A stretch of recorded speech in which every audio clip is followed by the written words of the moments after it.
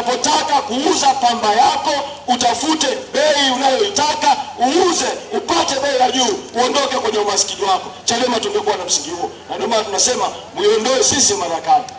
Sasa wakati tunasubiri kuiondoa CCM madarakani, ndugu zangu wa Itilima, hapa tayari kuna hitilafu ya soko. Kuna hitilafu ya soko kwa sababu watu wametengeneza monopoly, hodhi ya kupanda bei wanayoitaka.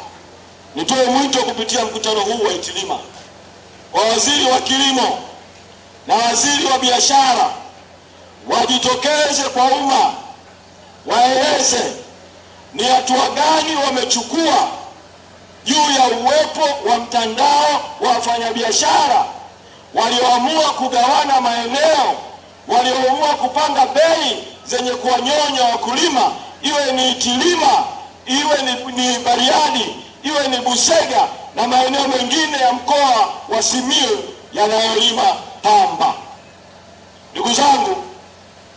Ndugu zangu wana Itilima, tumekuja kuzungumza hapa. CCM ikaamua kufanya hujuma, eti kuandaa mkutano pembeni wa kinachoitwa kongamano la wenye baskeli. Nashukuru kwamba hata hapa kuna wenye baskeli wamepuuza huo mwito, wameamua kuwepo hapa. Asanteni sana wote wenye baskeli eneo hili. Sasa bahati mbaya sana, ni bahati mbaya sana kwamba kongamano limeandaliwa na CCM, lakini kazi ya kutangaza kongamano hilo imetumia pesa za umma, kwa sababu gari la serikali lenye namba zifuatazo: gari la halmashauri. Ukiona gari imeandikwa SM, maana yake kirefu chake ni serikali za mitaa. Gari la halmashauri namba SM 15160 ndio ambayo imetumika kuzunguka kufanya matangazo hayo haramu. Halmashauri ya Itilima pamoja na kuwa na madiwani wengi wa CCM, sio mali ya CCM. Halmashauri ya Itilima ingekuwa mali ya CCM, ingeendeshwa kwa pesa za CCM za ruzuku. Halmashauri ya Itilima ni halmashauri inayoendeshwa na kodi za Watanzania wote, ikiwemo wewe uliyekaa hapo. Na kodi hizo na tozo ziko za aina mbili. Ziko ambazo unalipa kila ukinunua bidhaa. Ukienda pale duka la ushonaji ukashona pale, kile kitambaa unachoshona kimeingizwa, kimelipiwa kodi ya ongezeko la thamani. 18% ya kitambaa ni kodi. Ukienda duka pale kwa Vodacom pale ukafanya muamala wote, au hata ukifanya muamala mwenyewe tu hapo kwenye simu, kuna makato ya serikali, kodi zinaingia za serikali. Ukinunua bidhaa yote, sukari, mchele, maharage, unga, 18% ya bei umelipa kodi. Hela zinakusanywa na serikali kuu kupitia mamlaka ya mapato TRA.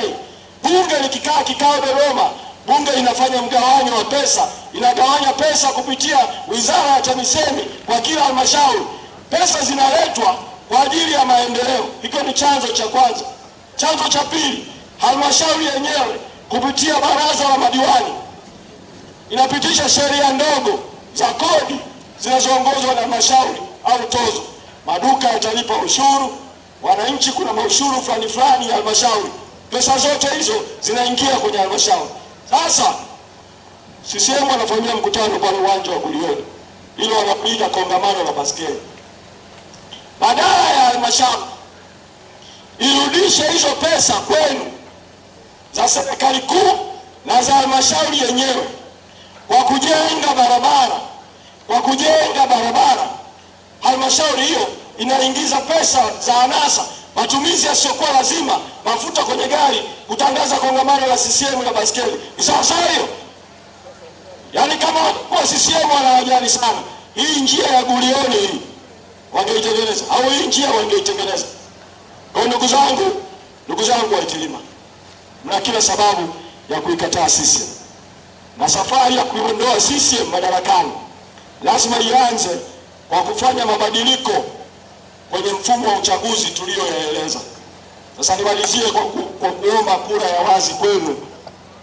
Ya pili, sisi tumewaambia serikali warekebishe nini muda mrefu, lakini hawajarekebisha mpaka tumefika mwaka 2025.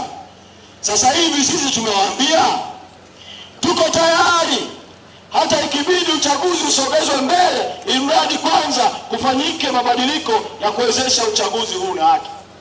Sasa wao baada ya sisi kuwa tumesema hayo, wanajibu kwamba muda hautoshi. Sisi tumewaambia sogezeni mbele uchaguzi hata mwaka mmoja, ili kwanza tuweke mazingira ya uchaguzi huu na haki. Sasa wamekuja na kauli nyingine, wanasema hapana, haya kusogeza mbele ni ya kwenu nyinyi viongozi wa Chadema. Wananchi wanataka kupiga kura sasa hivi mwaka huu 2025 kwa sababu wananchi wamejiandikisha. Tukasema hebu tuzunguke mikoani, tuwaulize wananchi wenyewe ambao ndio wenye nchi kwa mujibu wa ibara 8 ya katiba. Ni wananchi wangapi mnakubaliana na msimamo wetu kwamba uchaguzi usogezwe mbele ili kwanza mabadiliko yafanyike ya kuwezesha uchaguzi ulao? Sasa nikuombe, kuna bwana mmoja alikuwa amekaa mbali, anapiga picha kwa mbali ya pembeni kutaka kuonyesha kwamba hapa kiongozi anazungumza, alafu hakuna wananchi wanaosikiliza. Alikaa kwa pale kwa juu kabisa. Samu hapa. Sasa anamwambia aje apige picha ya wananchi kwenye kura ya wazi, awapelekee sisi na watawala kwamba wananchi wa Itilima wameamua, wako tayari uchaguzi usogezwe mbele ili kwanza mabadiliko yafanyike. Na tatu na mwisho, sisi baada ya kuchukua msimamo huu kwamba no reforms no election, tukakataa kusaini maadili ya uchaguzi. Vyama viliitwa Dodoma, makatibu wakuu, vyama vyote 19. Katibu mkuu wa Chadema sikwenda kwa sababu msimamo wetu ni no reform no election, bila mabadiliko hakuna uchaguzi. Tumwambia kwanza wafanye mabadiliko, baada ya kulazimisha tusaini kanuni mbovu, kanuni zisizo za maadili, zilizoandaliwa na tume isiyokuwa na maadili. Vyama 18 vikaenda kusaini, CCM na vyama 17 vinavyojiita vya upinzani. Sasa hivi vyama vinavyojiita vya upinzani vimeamua kuwa vitashiriki uchaguzi bila mabadiliko yoyote, ili vikaibiwe tena kama tulivyoibiwa 2019, 2020, 2024. Sisi tumesema hatuko kwenye upande huo wa kutumika na CCM. Sasa mimi napendekeza kwenu Itilima kwamba hivi vyama hivi vidogo vidogo, hivi vyama 17 vilivyoamua kuwa upande wa CCM, hata vikipewa pesa na CCM vikaja hapa Itilima kuwashawishi kushiriki uchaguzi, nyinyi wananchi wa Itilima msiviunge mkono wala msiwasikilize wala msiwe pamoja nao. Wangapi Itilima mtakuwa tayari na msimamo huo? Vidole viwili juu wale ambao mnakubaliana na msimamo huo kama ni msimamo wote. Shukrani sana. Mwisho ni watangazie tu namba ya chama